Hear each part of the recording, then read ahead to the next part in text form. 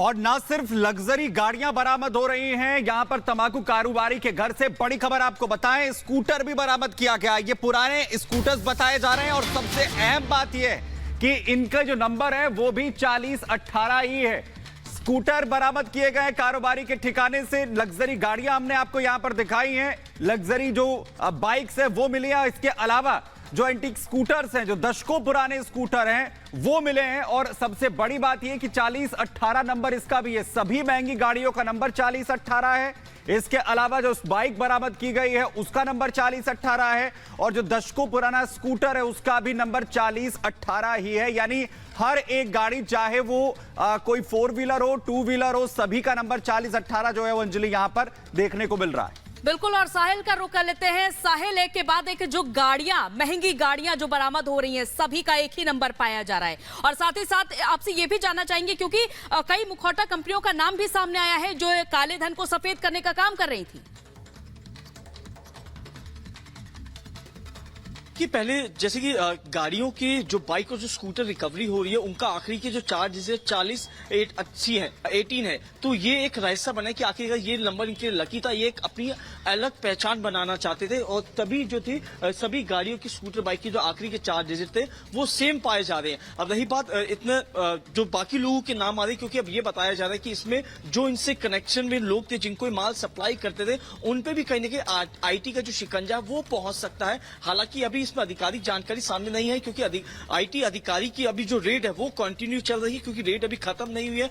खत्म होगी तो उसके बाद तमाम पूरा आंकड़ा लगाया जाएगा कि आखिरकार क्या क्या जो घर से सामान है वो मिला है, कितने करोड़ का सामान है, कितना जो है लीगल तरीके से लिया गया या गिफ्ट तरीके से लिया गया या फिर टैक्स चोरी के पैसे से लिया गया। वो फिलहाल जो है इन्वेस्टिगेशन का पार्ट है। उसके बाद जो है तमाम बातें साफ हो पाएंगी। लेकिन जो लग्जरी गाड़ियां, क्योंकि हम शुरुआत से यही जिक्र कर रहे हैं कि केके मिश्रा ने अपना जो कंपनी का टर्नओवर था वो 25 से 30 करोड़ बताया। बिल्कुल, यहाँ पर बहुत कुछ छिपाया गया है केके मिश्रा की तरफ से। तो कारोबारी पर आईटी का शिकंजा लगातार कसना जारी है और साथ ही साथ जो टर्नओवर का खुलासा हो रहा है वो 100 करोड़ के टर्नओवर का खुलासा हो रहा है। इसी से जुड़ी ये खास रिपोर्ट देखिए।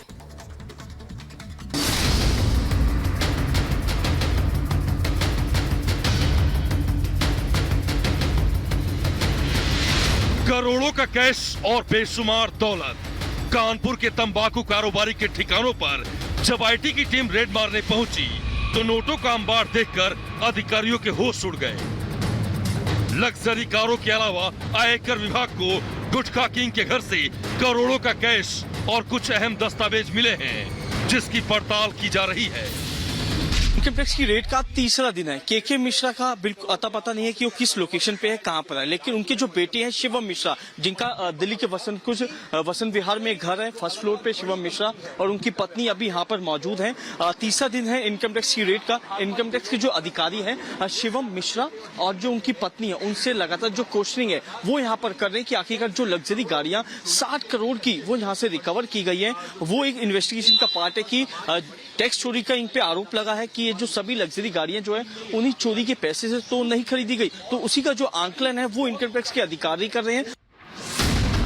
कानपुर के तंबाकू कारोबारी के ठिकानों पर 3 दिन से आयकर विभाग की रेड चल रही है। छापेमारी के दौरान जांच एजेंसी को 7 करोड़ कैश, करोड़ों की लग्जरी कारें, 5 करोड़ से ज्यादा की साड़ी, घड़ी और ज्वेलरी के साथ साथ कुछ अहम दस्तावेज मिले हैं।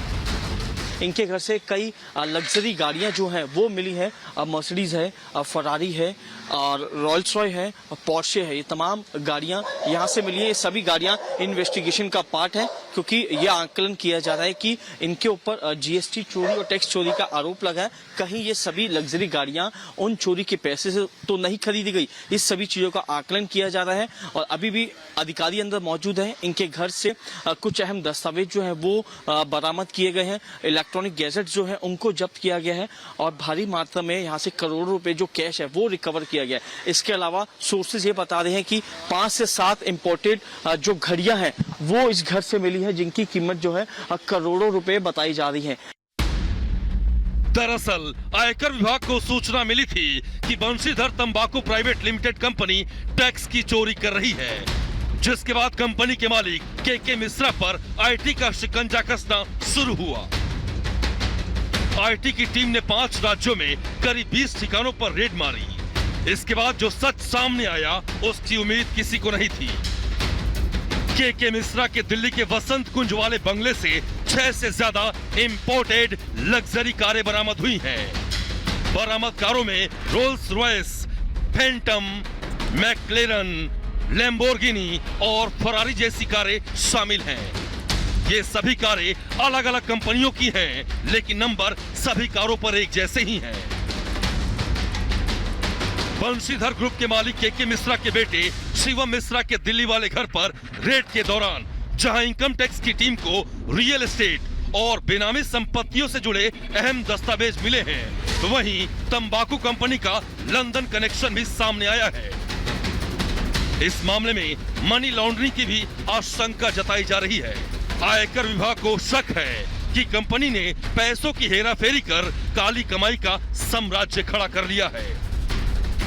कानपुर के गुटखा किंग पर आईटी का शिकंजा पूरी तरह से कस चुका है और जैसे जैसे जांच आगे बढ़ रही है, के मिश्रा की काली कमाई की परत दर परत खुलकर सामने आ रही है और इसी के साथ कई सवाल भी खड़े हो रहे हैं। Bureau report, Republic Bharat.